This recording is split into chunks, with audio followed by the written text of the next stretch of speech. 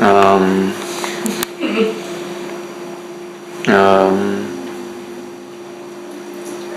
where were you born? I was born on a small farm in the middle of nowhere. My mom and my pa said I look like a raccoon. Truthfully,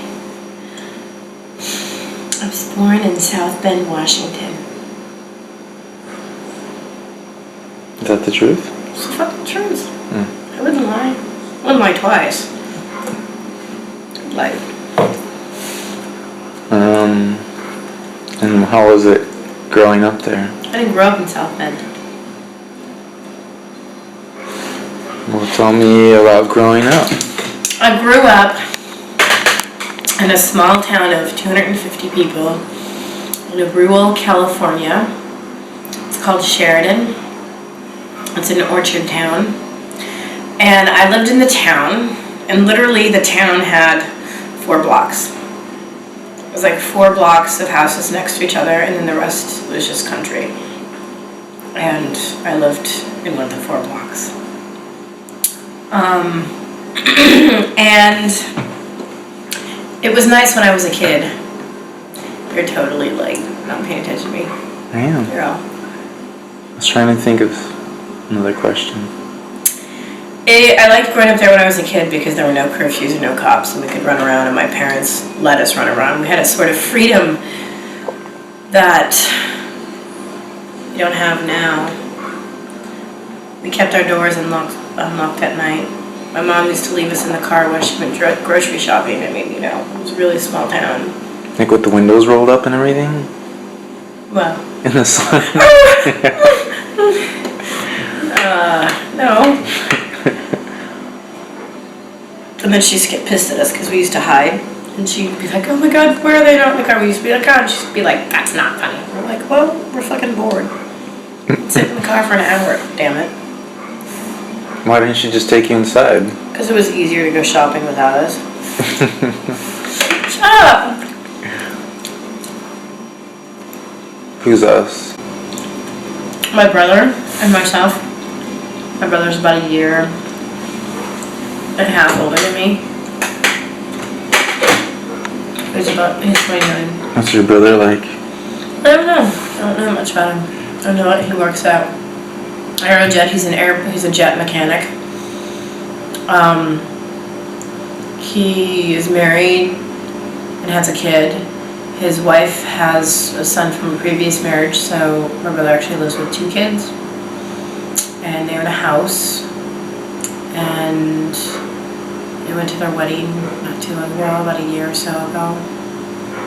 And my niece's name is Taylor. She's cute. She pushes boys. Pushes what? She pushes boys down. Mm-hmm. I'm all in. She's got that twinkle in her eye. Yeah. Yeah, I didn't really grow up with my brother, and when we were younger, we didn't really get along. We were more rivals than anything, because I think we were so close in age. And I was definitely had lots of friends at school, but my family life was really bad.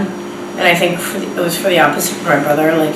He didn't have any friends, very few, but he was kind of the favorite at home. So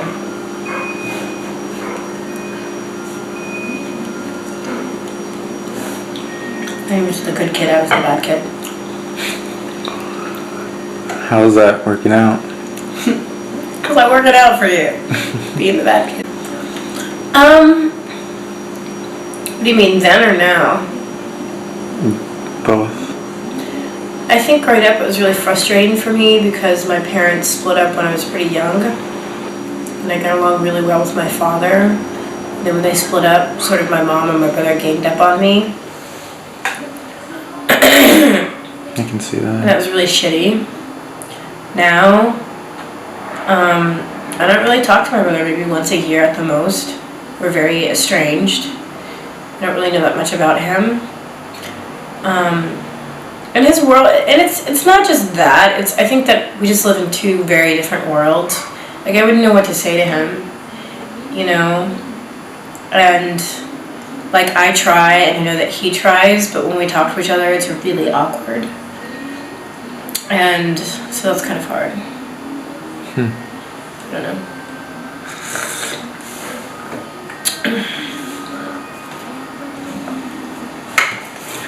What's your mom like? My mom is a very sensitive person, which is a blessing and a curse at the same time. She's very sensitive, and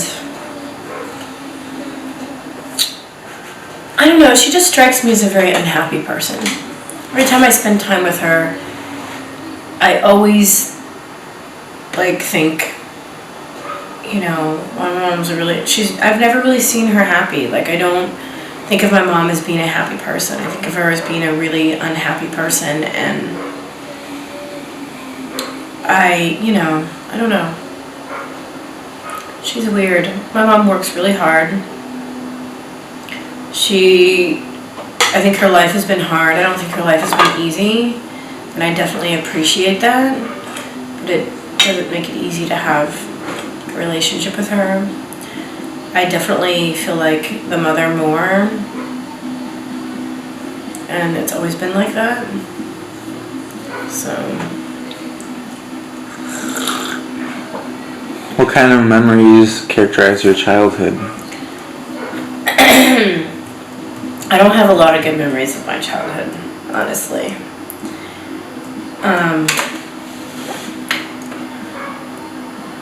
I would say growing up, it was very, let's see, what kind of memories characterize it? Being beat up a lot. By who? By my mother, my brother, and feeling really imprisoned a lot. When I think of my childhood, I think of a prison, really.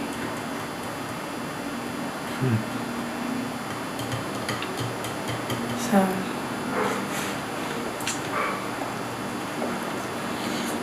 And what's your dad up to? I don't know. We started communicating again after not communicating for several years. And it was pretty much because I heard he had a stroke and I was concerned about him. And I've talked to him on email occasionally, and it's very sporadic and very confusing to me. Like, we seem to be in two different spaces, and I don't know if that's because he's not well or because my dad's crazy. But my dad has always been, my whole life, my dad has never been a constant person. I'm more like my father, I think. My father's very nomadic. He's always somewhere else doing this or that, or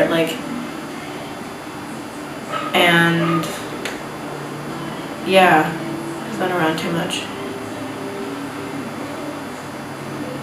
But every now and then we'll connect or something and get along for a short period of time, and then we won't see each other for a while or something.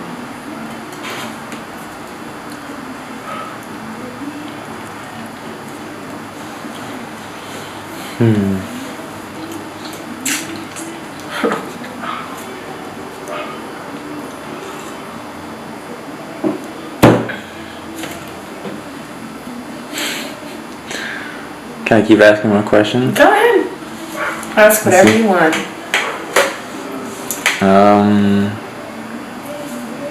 Okay, what do you do for a living? You wanted to ask the juicy one, huh? What? I identify as a prostitute. But I feel funny saying that because I think people think that prostitution is a streetwalker. You know, people are like, well, you don't walk the streets, like, you know, but that's what I am. Yeah, I don't know. So how do you do it then? How does it work?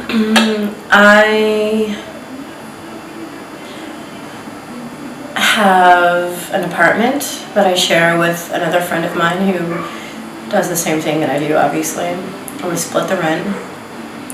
Originally there was 4 of us, and we split the rent 4 ways. Now it's just down to 2 of us because differences and whatever reasons. But yeah, so currently there's 2 of us, and we have an apartment and we split the rent. And I have a cell phone and she has her own separate cell phone, and I put an ad online. It's my cell phone number, and people call me and make appointments and ask questions about my services. And you know, if people make an appointment, they genuinely come in, and you know, I give them a good massage and then transition into other things. And yeah, I've been working on my own now for a year, a little over a year. Doing this on my own for a year, so.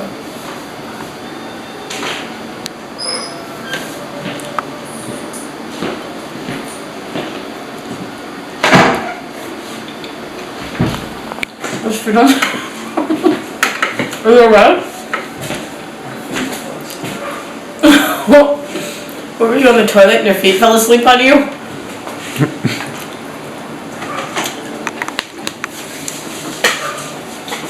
There's food on the stove. Maybe there's a razor. I already showed you one you can borrow. There's tea here. Is it the tea? It's The pot tea.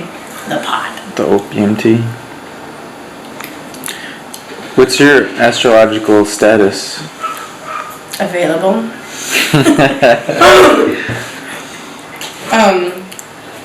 I am a Capricorn. My rising sign is Libra. I have... Huh? What's your moon sign? My moon is in Scorpio. My Venus is in Scorpio, and I also have a North Node in Scorpio, which means that I'm insane. Basically. Your moon is Scorpio? Uh-huh. Yeah, my Venus is Scorpio. My Venus and my moon are both in Which Scorpio. are very sexual. And yeah. Is it true that you're very sexual? It's true, I'm a hedonist. I love good sex, and no matter how nice somebody is to me, if they're not good in bed, it's over with.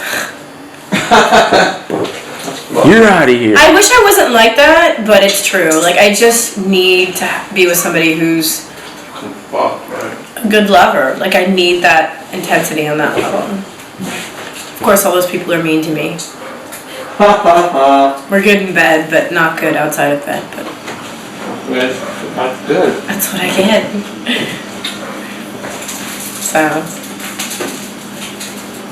You should just have lovers that you never really see besides when you're... I think that's why I do my job for a living. I think I'm naturally a prostitute. I think there's some people out there that I think I'm naturally like that. I think I just like to fuck, and I think I also need to. It's a good stress reliever for me. Like, it's really therapeutic for me. So, More therapeutic than opium tea? well, Do you think prostitution should be legalized? no, I think it should be decriminalized. What's the difference? Legalization would mean that the government is your pimp, and I would make less money. Nice people. And decriminalization would mean that it would still be technically illegal, but you wouldn't be criminalized for it. Which means that I would still make the same amount of money that I make, still be able to be self-autonomous. So, yeah, I think that's, I don't know if that's working anymore, but drink it and see if it does.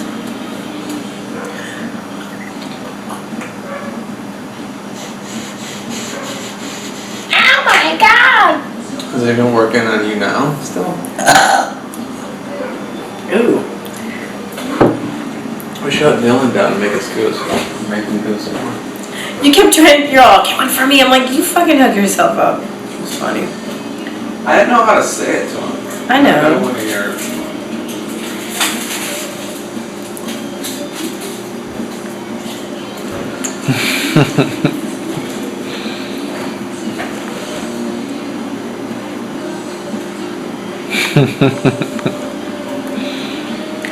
Oh dear. Oh gosh.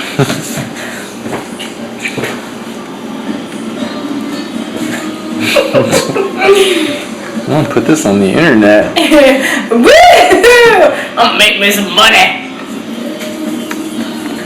Ask me more questions. Okay, let me think.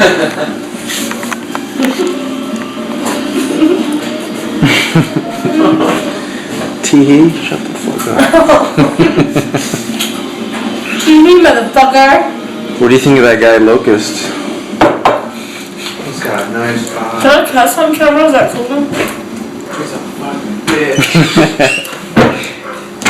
I don't know why you'd want to in this instance, but I don't understand. He's fucking my best friend. Lucas is alright. He's a bitch. He's kind of a bitch.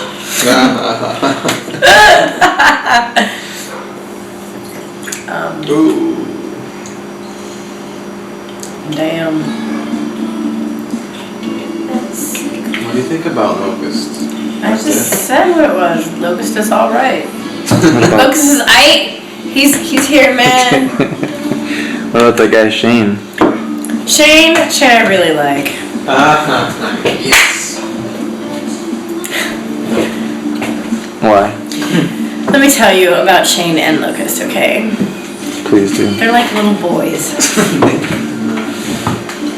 They're like really cute. Like these cute, giggly clowns that live in my house. And Fun, man. they are, they're super fun. Really nice kids. Really generous. Shane, get the phone. Shane, get the phone. And I'm really gonna miss them. Like, I'm so bummed. I consider them good friends. Yeah, actually. Oh wait, so basically you were saying that you get along with Shane better than Locust?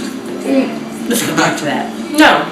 I get along with them both That's great. But you like Shane better. Yeah. I get along with them both great, but Shane's kind of my favorite. Does he drill you?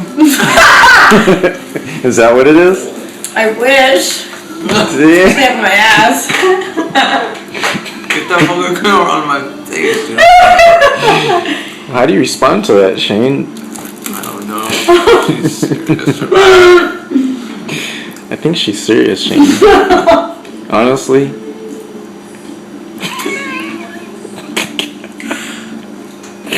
Okay.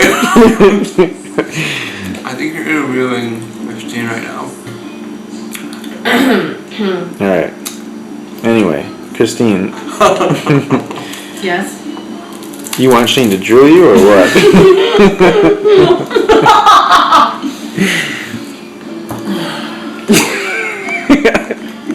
Do I? Oh, you are.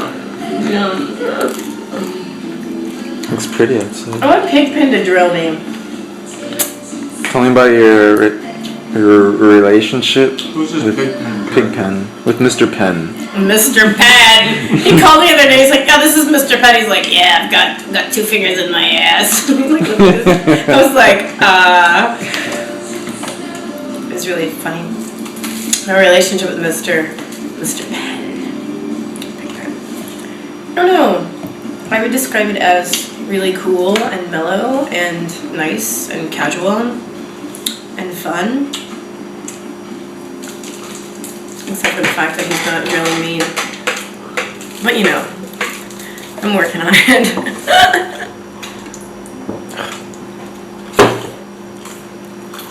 Oh, you don't happen to like it, do you? You're greedy, man. Yeah, you like it, man! How do you like me now? Sit down. Sit down. It's cool on this one.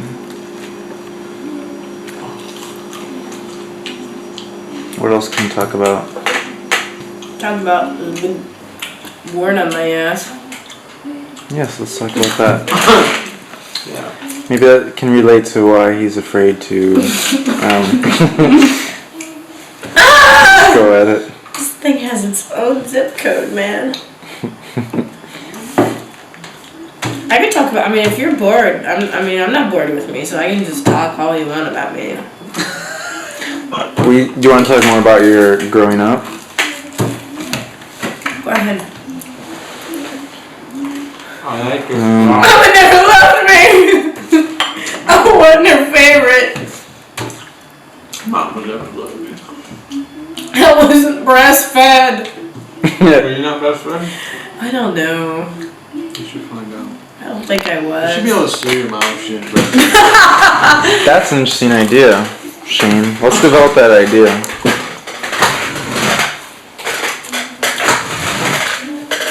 God damn.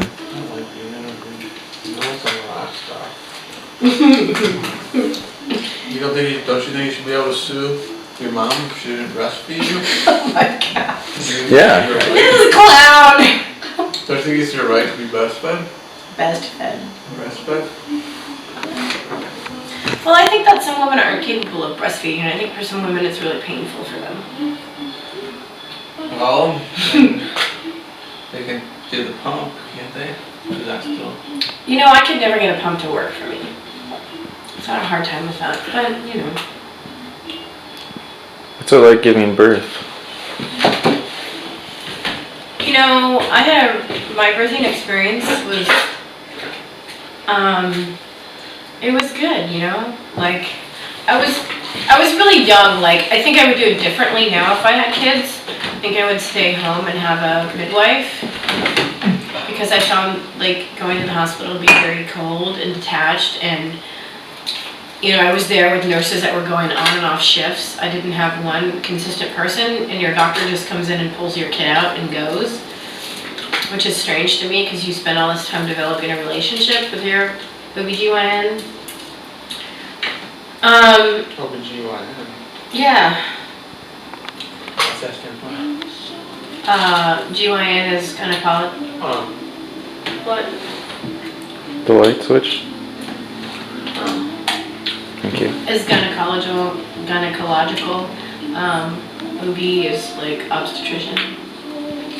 OBGYN is like pussy doctor. Again. But yeah, I thought I was gonna have a girl. Pussy doctor. So it's funny when Sean came out, I was like, what? Whoa. I was like, I mean, I wasn't disappointed. I just didn't. Okay, I was disappointed. And then I got a bacterial infection, so I was actually in the hospital for a week. It was really not cool. I'd gotten bacteria in my uterus. And they said I was lucky that it didn't affect my son. Because when my water broke, it didn't gush out. The water trickled out over a period of time. So from the time that my water broke to the time I started active labor, I'd gotten bacteria. So it's like a coffee maker? It just drips. Yeah. We'll just take that off. Scratch that from the record. Go ahead. No, you go ahead. And then, and then I had my baby, and when I was in the hospital, you know, they checked for everything, and they said that he had a heart murmur, so they referred me to Children's Hospital. And then they said that my son had a condition called tetralogy Fallot, and he would have to have a heart surgery when he was 6 months old. And I was pretty upset because, you know, the act of giving birth itself is traumatic. And then on top of which, being told this was that much more traumatic, and I felt really responsible. I didn't really understand. So it made me very sad. But he was fine, but it was in the hospital for a week in ICU. Did they have to do surgery? Yeah, they did open heart surgery. On Sean? Yeah, you've never seen this big scar on his chest? Wow. When he was 6 months old. He's okay. He's fine now. Yeah. Well, he goes back once a year for checkups, and they said that he has a hole in his heart still, like the size of a pen, and they said that that's fine as long as it doesn't get any larger. Wow.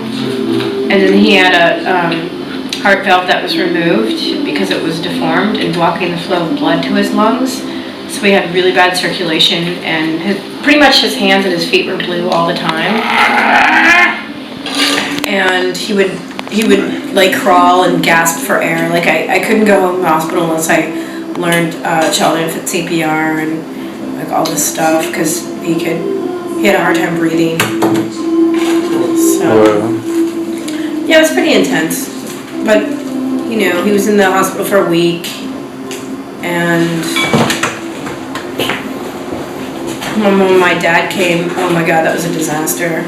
In ICU, you can only have 2 people in the room at the same time doing visitations, and you have to wash your hands and cover, you have to keep yourself covered. Well, this was at the time I wasn't talking to my mother and I was talking to my father, and so I'd given birth, and I just talked to my father, and he was on his way to the hospital, and then I'm in the ICU room when my mom comes in, and I hadn't talked to my mom for like 5 years, okay? She just shows up, and I was just like, oh my God, my dad's gonna be here in 20 minutes, and they don't get along. So I tried to call my dad, and I couldn't get a hold of him, and then he shows up. And at the time when he showed up, like I was on the phone, so they were both in ICU together, and I couldn't get back in because there was only 2 people at a time, and they started arguing over my son. It was really horrible. It was really fucking bad, and yeah, it was so like, yeah. What were you gonna ask me before? What if you had a daughter? I probably wouldn't get along with her. What if she wanted to become a prostitute? Would you support her? I think I would support, I would hope that I would support whatever my kids want to do. I don't think I would encourage her, because I don't think it's an easy thing to do, and I don't think it's right for everyone. But I definitely wouldn't look down upon her or make judgments or try to support her as much as possible without, being super encouraging. I don't know if that makes sense, because I think, encouragement and support are kind of I'm calling up ants, by the way. Yeah, I know, there's ants in here. I don't know why I keep going there. Oh, can I ask you about your religious background? Sure. I grew up without any formal religion. My father was Catholic, went to Catholic school, was an altar boy, and hated it. The nuns were very abusive to him, so he swore not to force us to go to church. The funny thing is I always wanted to. Don't take it out, Shane. Whatever. I'm fine, whatever. Anyways, go ahead. Yeah, so I've never been to church with my parents ever, basically. I always wanted to go to church because all my friends went to church. I grew up around a lot of Mormons and Catholics, and I always wanted to go. I'd gone maybe once or twice, but I grew up I was a very spiritual person growing up. That's kind of how I survived my childhood. But I never really belonged to any formal religion. Couldn't really find one that really fit me. And then when I got a little bit older, I started reading books about like Buddhism. And I considered myself a Buddhist for a long time. Really tried to, practice compassion and, meditate and live my life by that type of philosophy. And then I met a friend when I moved back here from LA back in '99. And I met this woman that I worked at this prostitution house, and she had the same birthday as I did, except for she's 2 years older. And we really just became friends really quickly, which is funny because I don't have a lot of. I think she was one of my first real close female friends. Because my relationship with my mother, I have a harder time trusting women and having friendships with them. So she practiced Vodun and Santeria, so she kind of turned me on to it. And I read books. And I think in the beginning I was just sort of like fascinated with like, oh, it's magic, and that's really cool, and and it turned into something else for me. Like, I definitely like,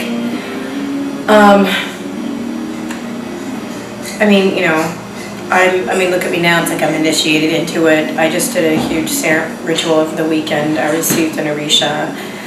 I definitely like my religion. I definitely need it, and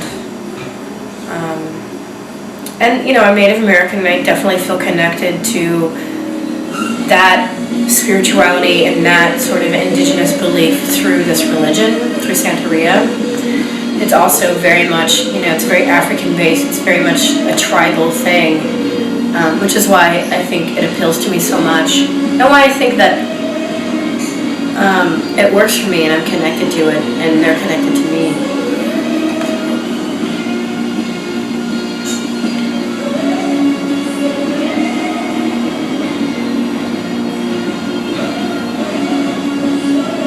What is the philosophy of the religion? I don't know if there's any one philosophy. It's pretty much like, I think of it as like African paganism. But it's definitely like,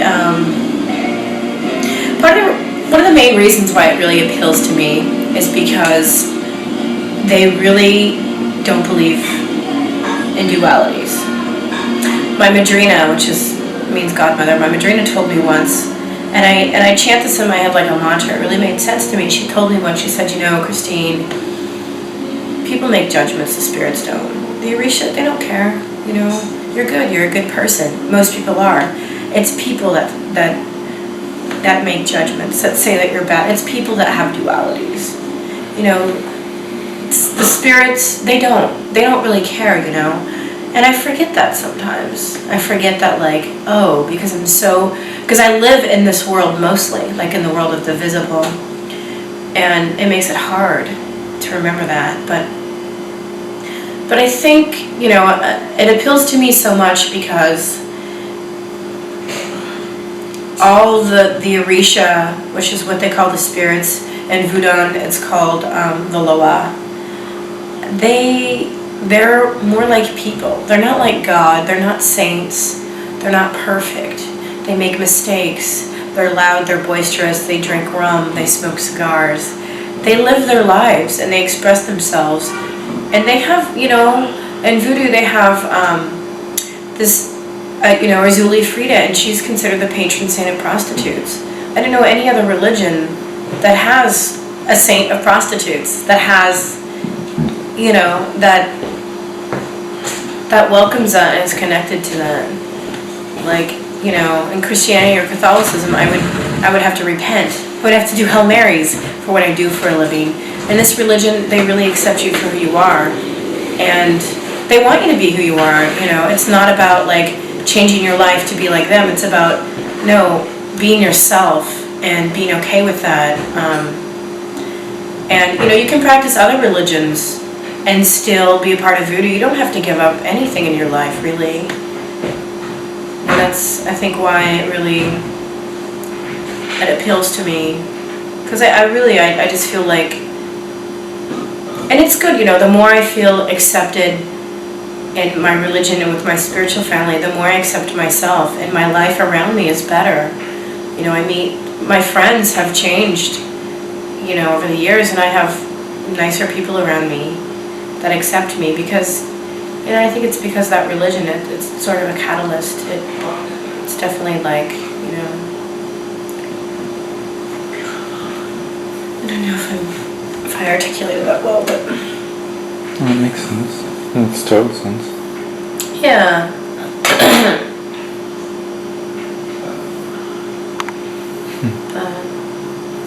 Yeah, it's and you know, one of the main important things about Santeria is it's really about ancestor worship a lot. You know, people think it's about the dead, and it is. Like, it's about my ancestors that are dead, but through worshiping your ancestors, you're really worshiping yourself, because that's where you come from. You know, it's really about being true to your roots. It's really about, like, this is who I am. I'm from these people, right or wrong, no matter what they've done in the past. I am, their blood runs in me, and the more I love them and give to them, the more I love myself and give to myself. And I think it's important to do that.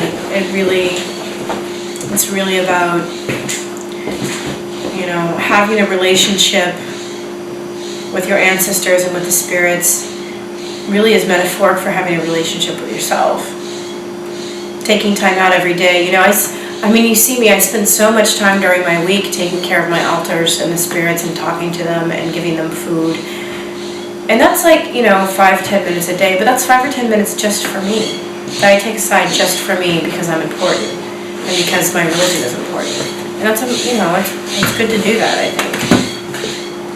I don't think I would be doing that if I wasn't involved in my spirituality. I think I would totally forget about me and my needs.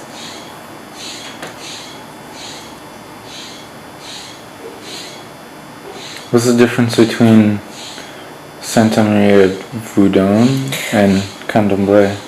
I don't know that much about Candomblé.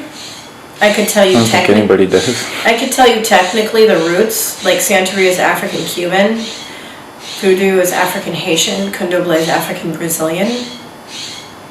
They're all pretty much African-based, but they're, you know, they definitely have different spirits, and they are different people. The spirits are different. The difference between, for example, the Orisha, whether you worship them or not, they're always there. The Loa are not. The Loa you have to pay attention to. And yeah. You want some ice cream? Yeah. Can you have some money? I don't have any money. I don't have any money. Okay. Because I was going to buy some more. Sorry, buddy. Do you have any, Shane? Where are you going? I'm going to Lamar's house. Whose? Lamar. Down the street? Alright. And then we might go to the corner store. You come back? Okay. I want you home. See, it's 8:40. Like 10 at least. Alright? The difference between, like, the Orisha, which is what they call the spirits in Santeria, are always around. The Loa, which is Vodun, are not always around. They're a little bit harder to please, the Loa, and they're actually ghosts. They were people. So it's slightly different. And the Loa is also, they're closer to humans because they were humans. They're closer to what humans are like. And they don't work for free. They don't do anything for free. I mean, you definitely have to appease them more than the Orisha. The Orisha, they're very different, you know. But the Loa, like, I don't know. The Orisha give you what you need, the Loa give you what you want, you know. They're definitely different people. I worship both. I definitely feel very connected to some Loa more than others, and some Orisha more than others.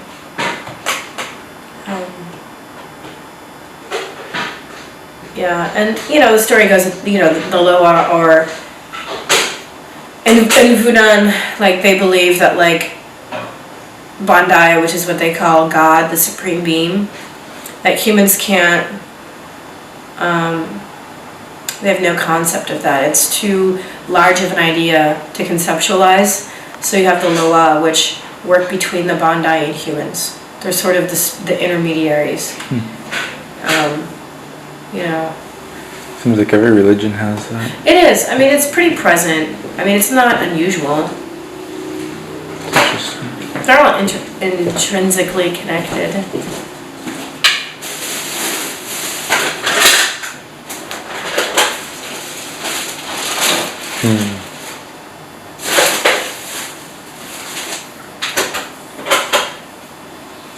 What are you gonna be when you grow up? I don't know. I'm still waiting to find out. What I want to be? I want to be an acrobat. I want to start my own circus and I want to sail around the world. I want to, at some point, make ocha, become a priestess of Santeria, voodoo.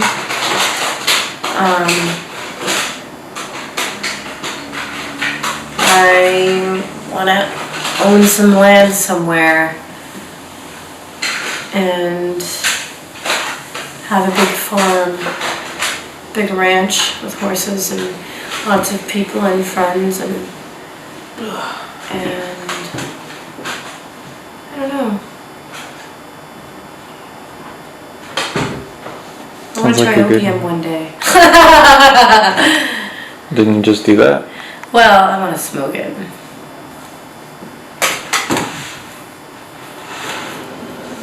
That won't be too hard to find. What were you gonna say? I don't remember.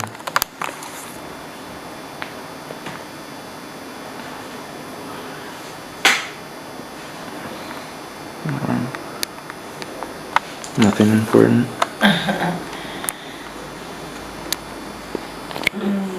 I do feel that tea though.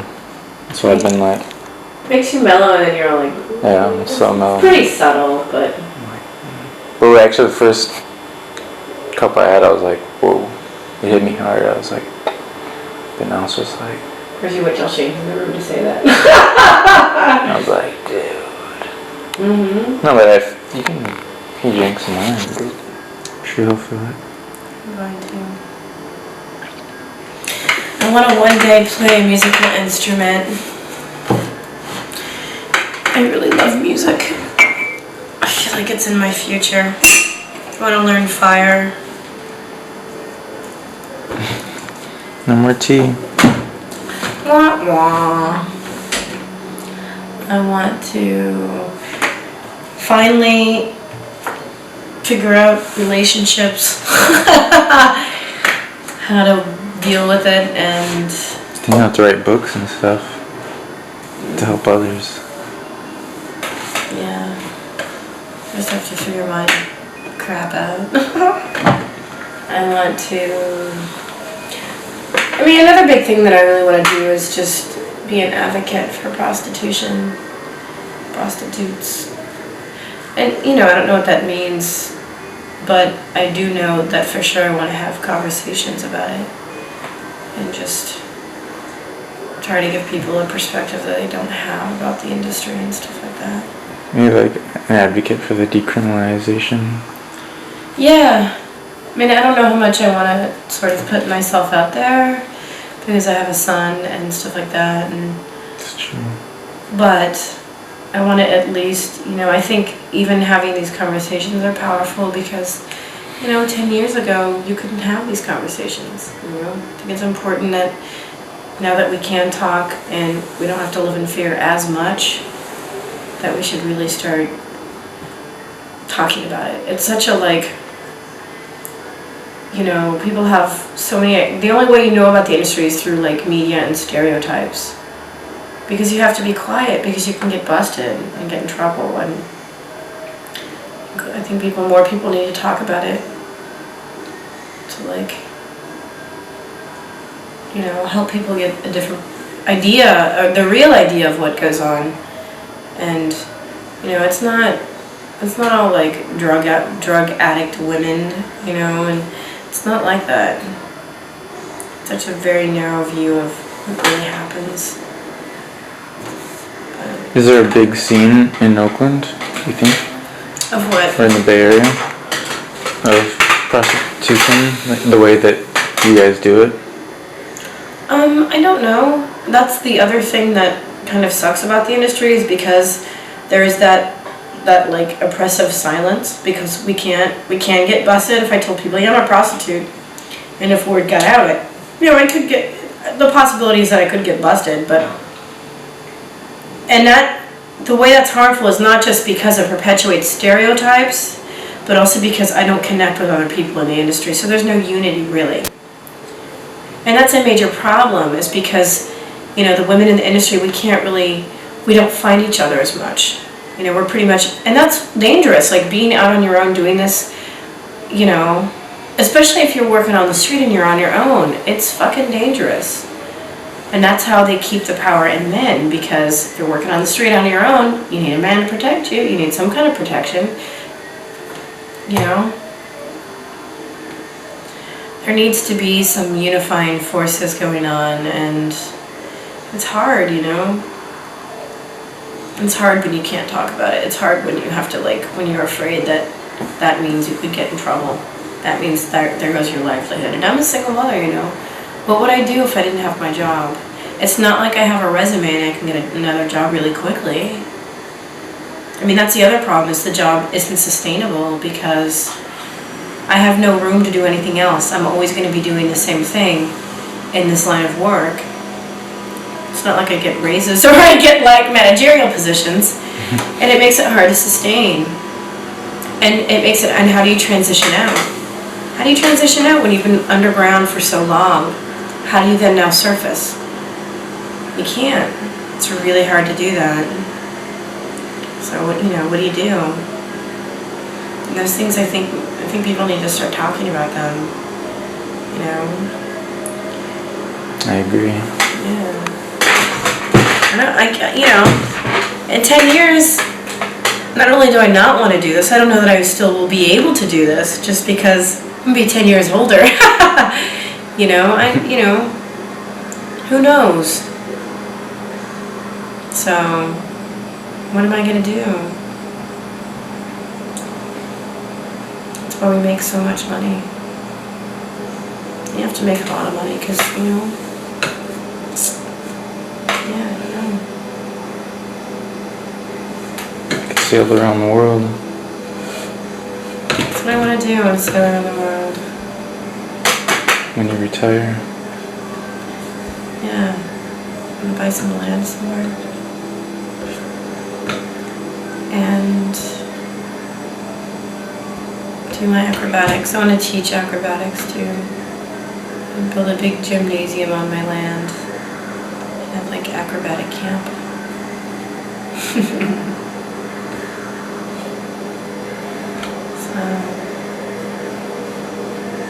Collective acrobatic camp with organic vegetables. I found my niche. You can't make it? It's okay, I'll pick you up in my boat. I've got it all worked out. Yeah. I'd like to make Ocha too. I'd like to be a priestess of this religion. I don't foresee that happening anytime soon because it's a larger commitment that I think I'm capable of right now. So.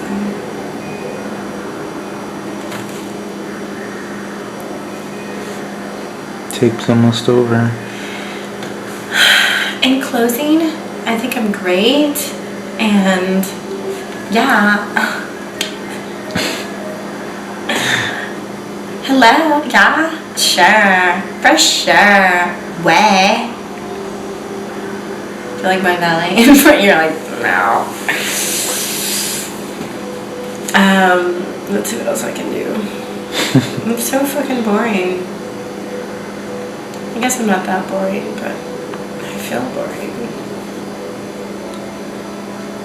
Let's see.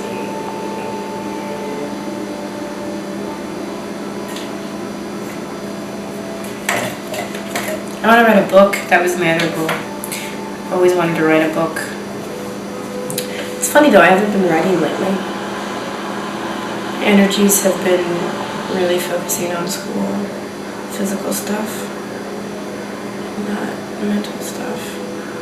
I think I'm just in the process right now of experiencing things and gathering data from those experiences, and not like,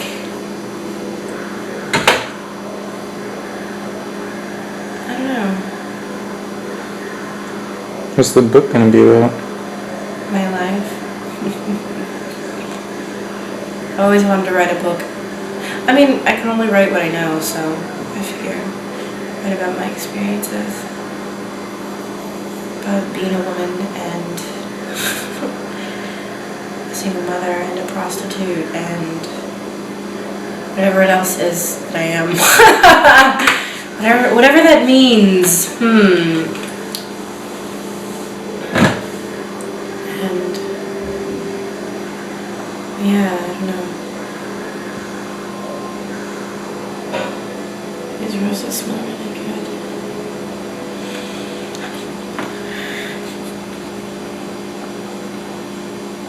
Do you have any more questions you have to ask me? You didn't ask me about Sean's father at all. Yeah, I did. Oh no, I asked about your dad. Yeah. It didn't cross my mind. Is that what you want to talk about? No. That works out fine. Ask me. I don't want to know about it. You don't want to talk about it. I want to see that. What's your name? Lamar. When were you born? November the 2nd. How old are you? 8. 9. What do you like to do for fun? Play with Sean. What do you guys play? Anything. And we fart. My turn? Can I do it? What's your name? Sean. When were you born? July 25th, 1999. 1993. What do you like to do for fun? Play with my friends at school. What do you and Lamar do for fun?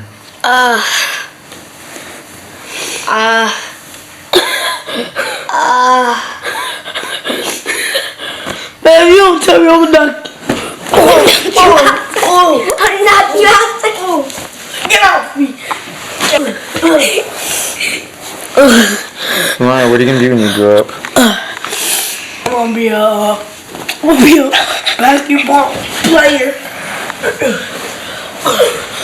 What are you gonna do with the millions of dollars that you'll make? I'm gonna get a house. I'm gonna tackle you down. I'm gonna play football. Sean, Yeah. what are you gonna do when you grow up? Play with Lamar. Be paleontologist. What does that mean? Study dinosaurs.